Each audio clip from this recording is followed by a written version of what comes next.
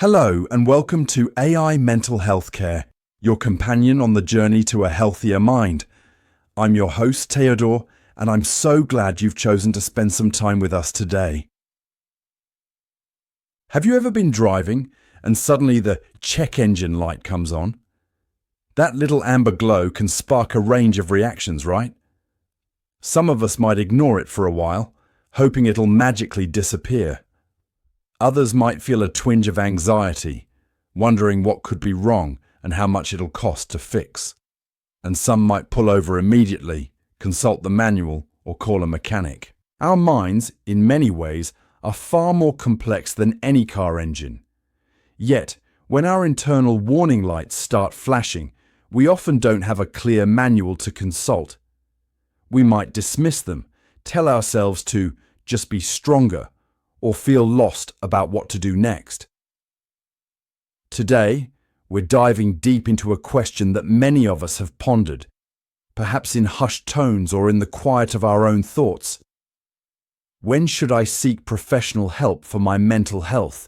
It's a question layered with societal stigmas, personal fears, and sometimes a simple lack of information.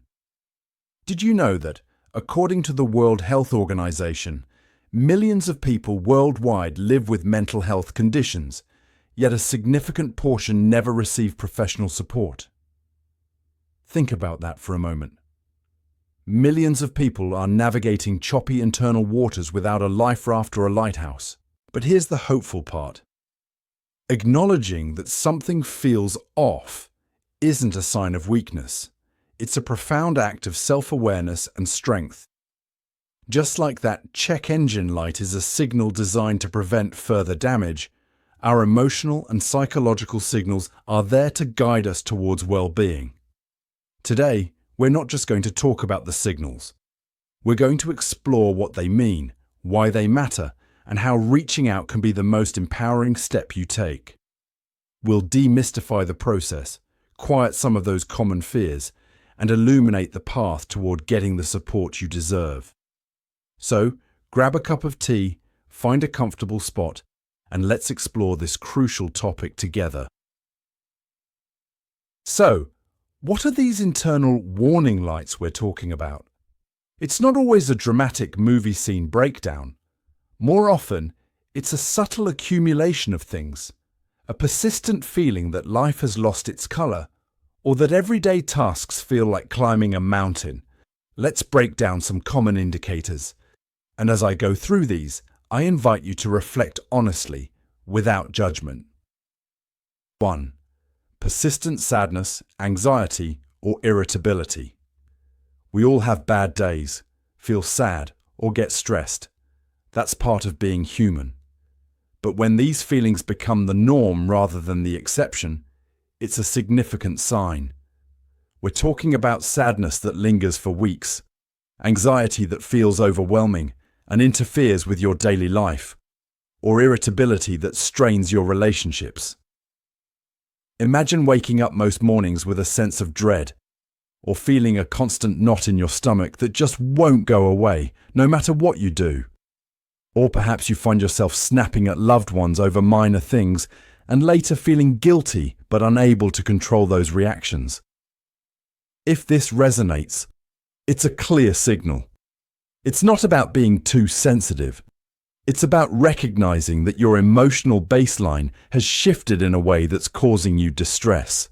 2. Significant changes in sleep or appetite. Our bodies and minds are intricately connected.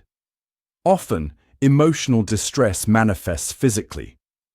Are you sleeping much more than usual, finding it hard to get out of bed? Or conversely, are you battling insomnia, tossing and turning night after night, unable to quiet your racing thoughts? Similarly, notice changes in your appetite. Are you eating significantly more or less than usual?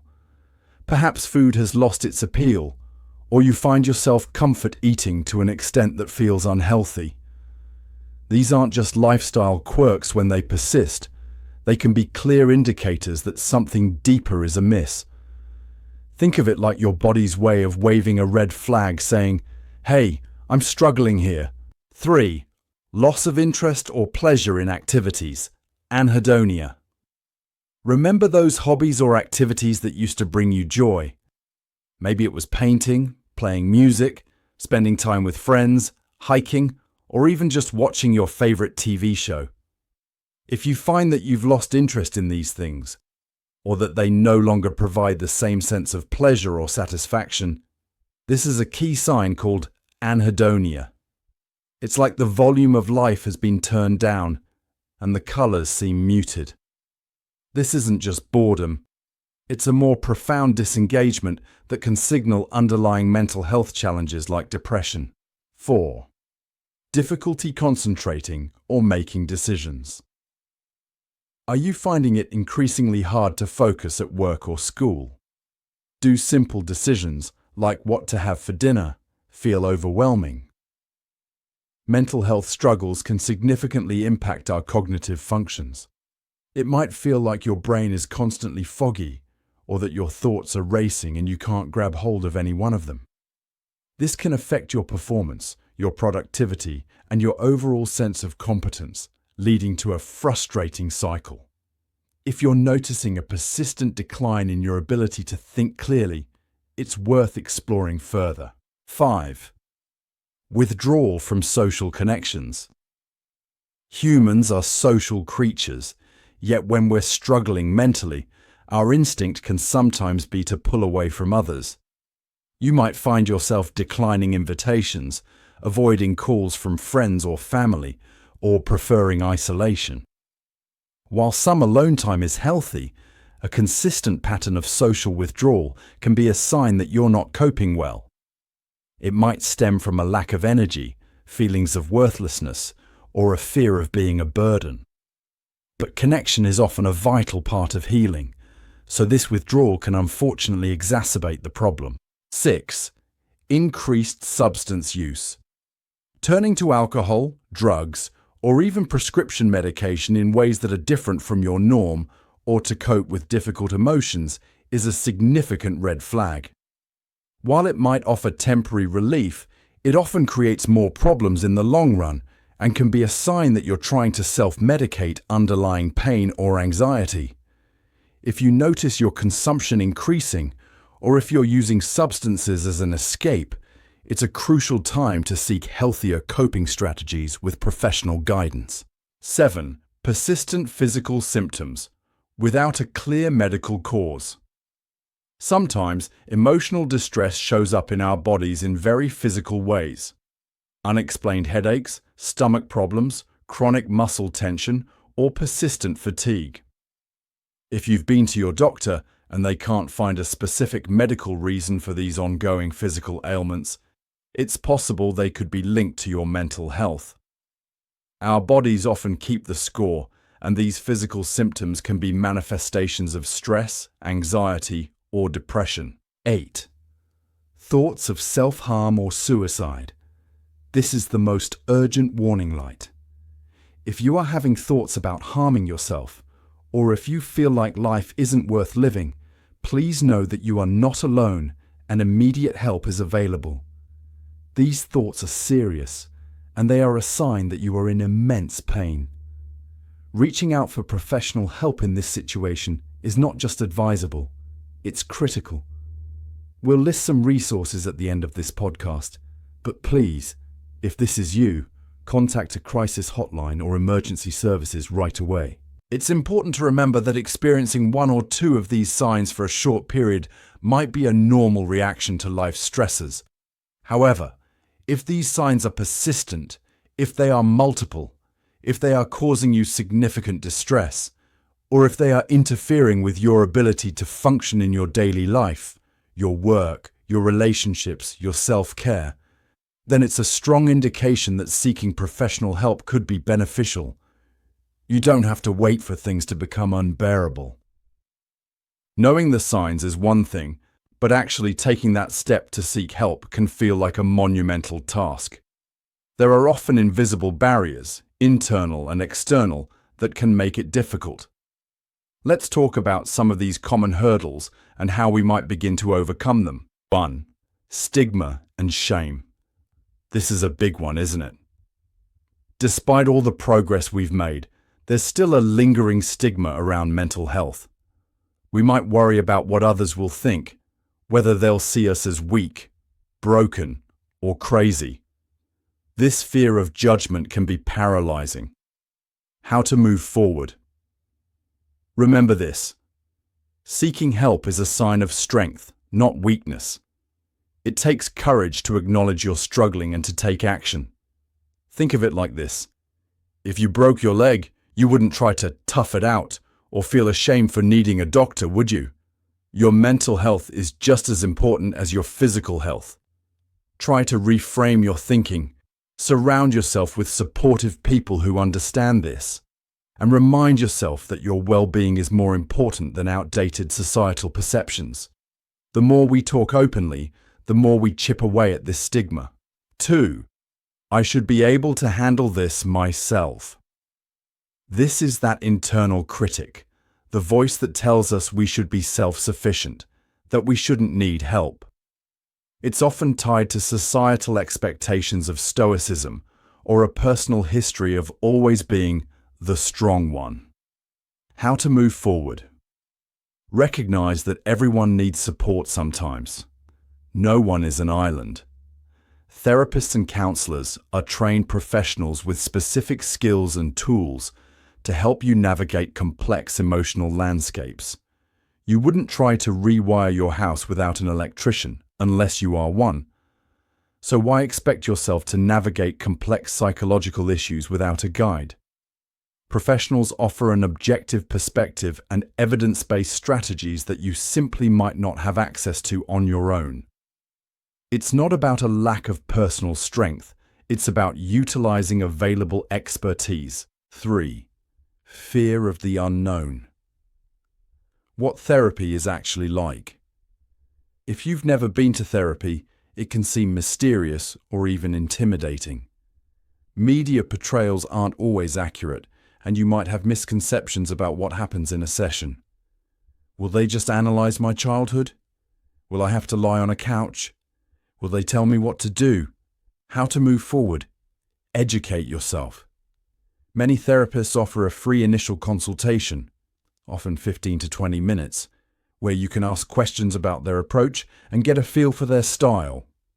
There are countless articles, podcasts like this one, and reputable websites that describe different types of therapy, like CBT, DBT, psychodynamic, etc., and what to expect. Therapy is a collaborative process. It's a safe, confidential space where you can explore your thoughts and feelings, develop coping skills, and work towards your goals. It's about empowerment, not judgment. 4. Practical barriers. Cost and accessibility. Let's be realistic. Cost and access can be genuine challenges. Therapy can be expensive, and finding a therapist who is a good fit and has availability can sometimes be difficult, especially in certain areas or for specialized needs. How to move forward? Don't let this be an immediate dead end. Explore your options.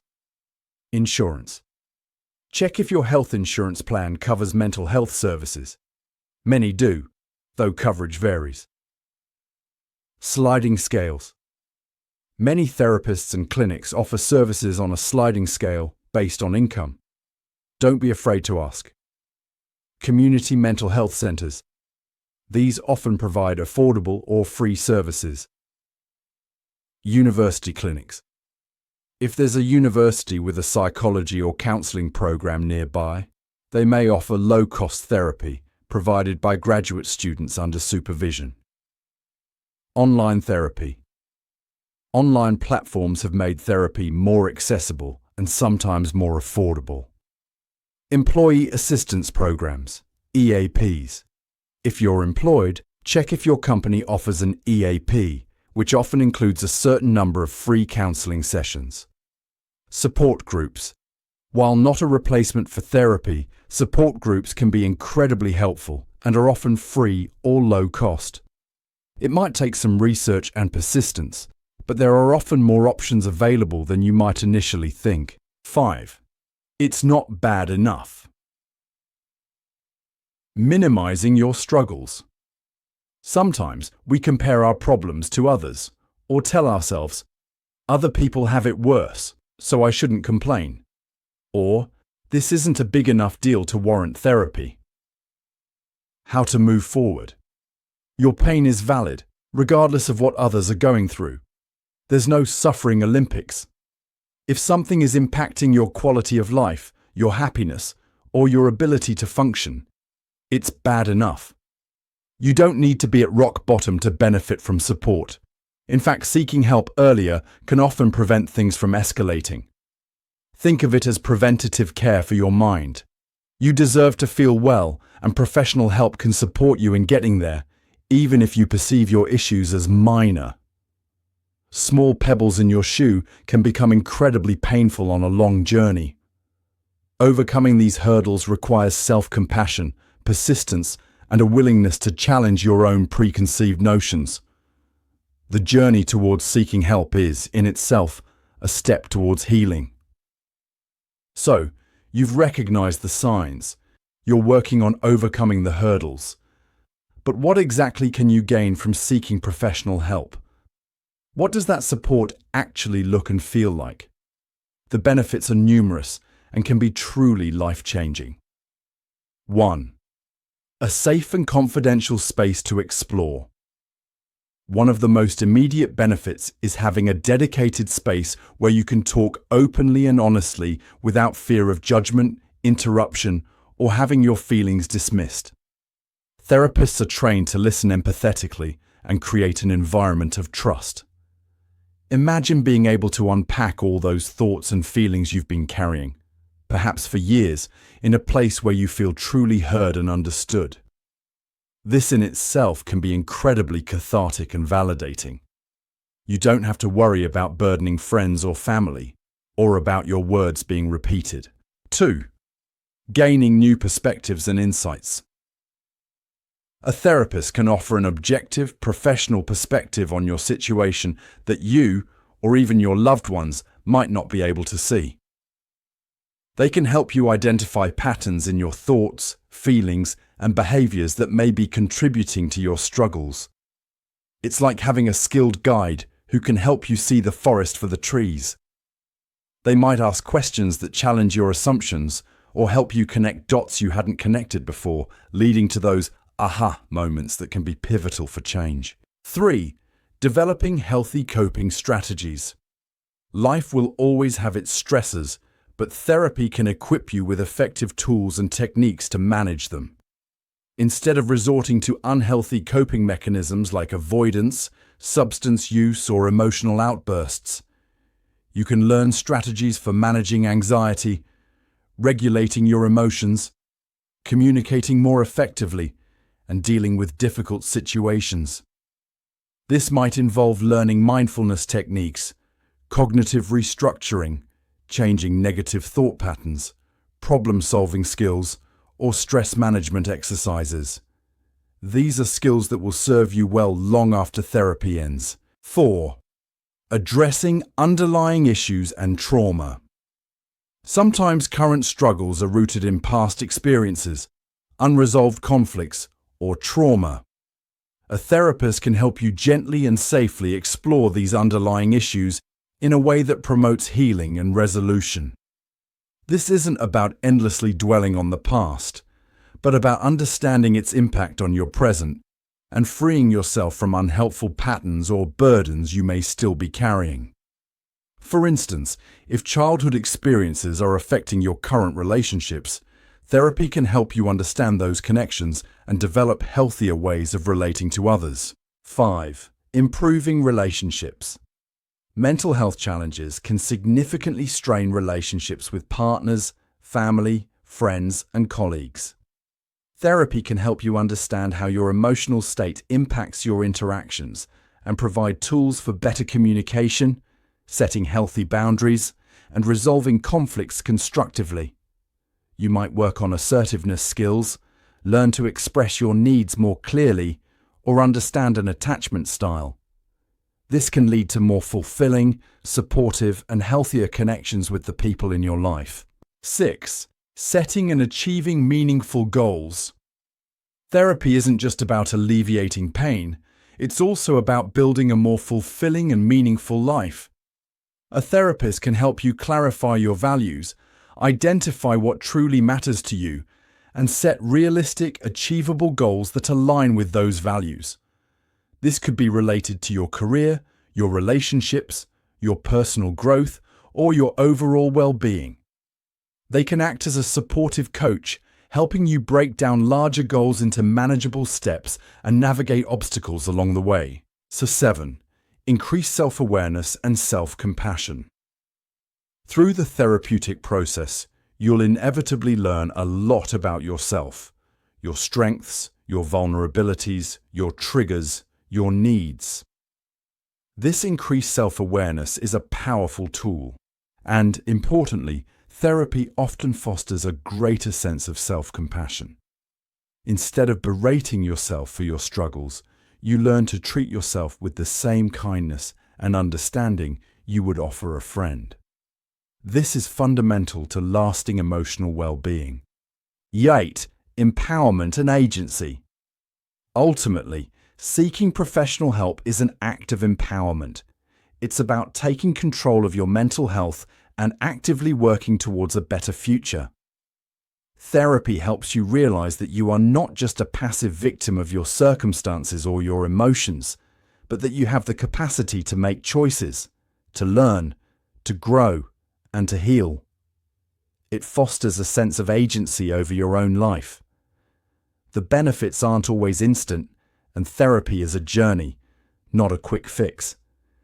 It requires commitment and active participation, but the potential rewards, a greater sense of peace, resilience, joy, and connection, are immeasurable.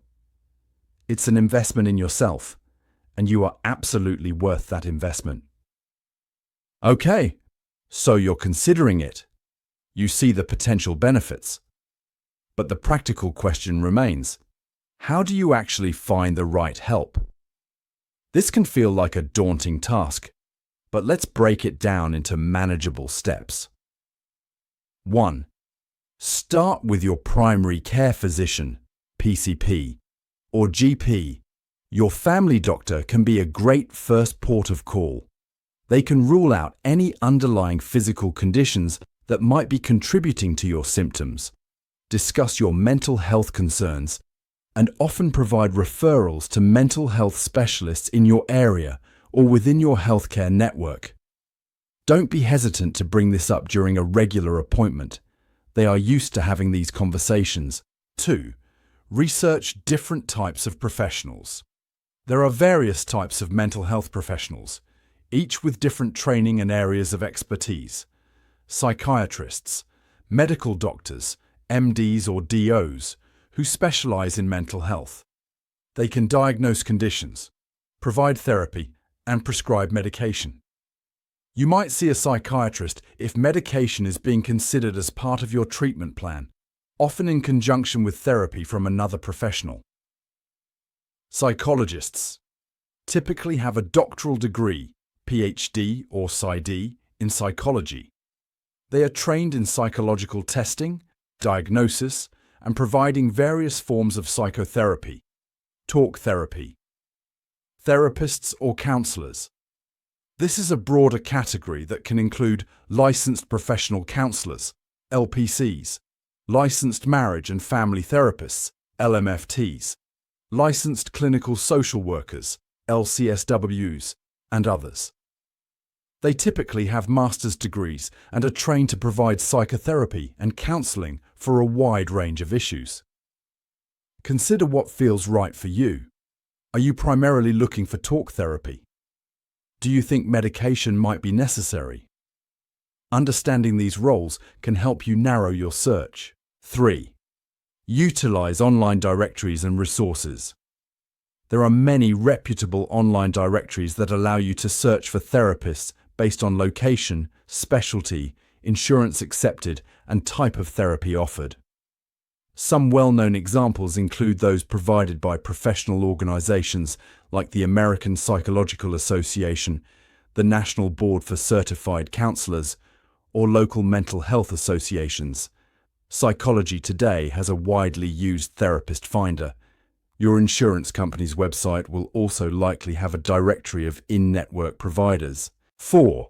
Ask for recommendations, if you're comfortable.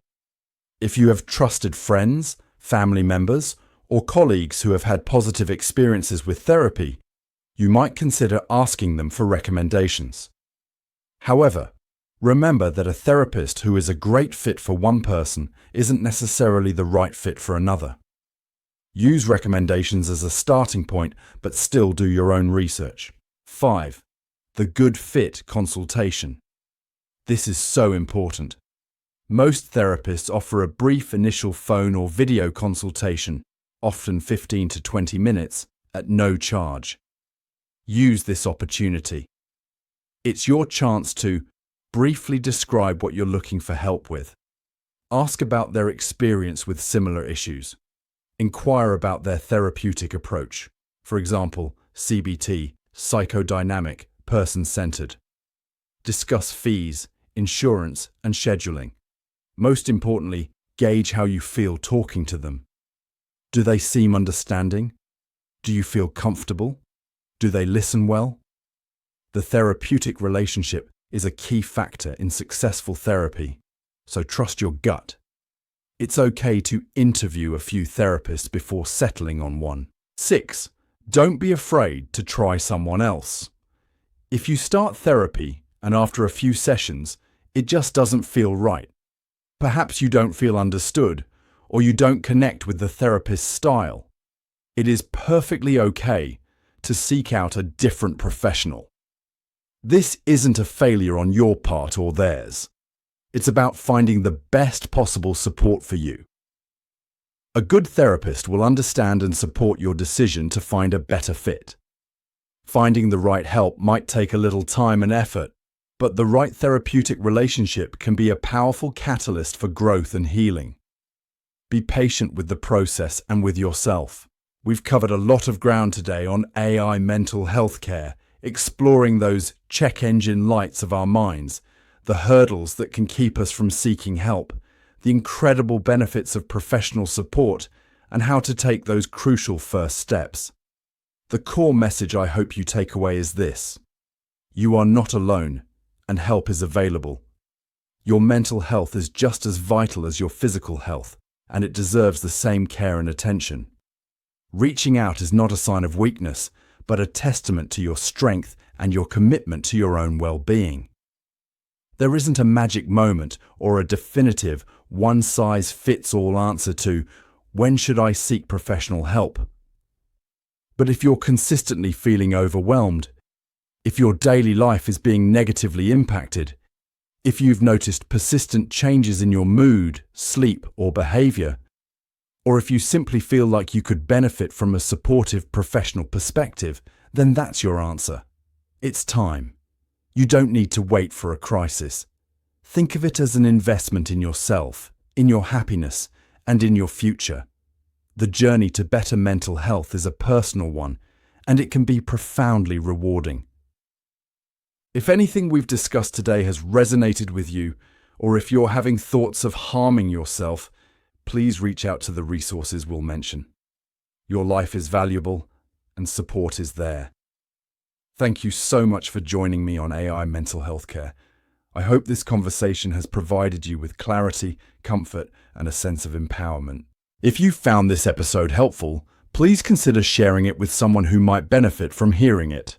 And of course, to continue exploring topics like this and to support our channel, we'd be so grateful if you would like this episode, subscribe to AI Mental Health Care, and hit that notification bell so you don't miss our future conversations. Your engagement helps us reach more people who might be looking for this kind of support and information. We'd also love to hear from you. What are your thoughts on this topic? Are there other mental health questions you'd like us to explore? Let us know in the comments below. Until next time, be kind to yourself, and remember that taking care of your mind is one of the most important things you can do. I'm Teodor, and I wish you peace and well-being.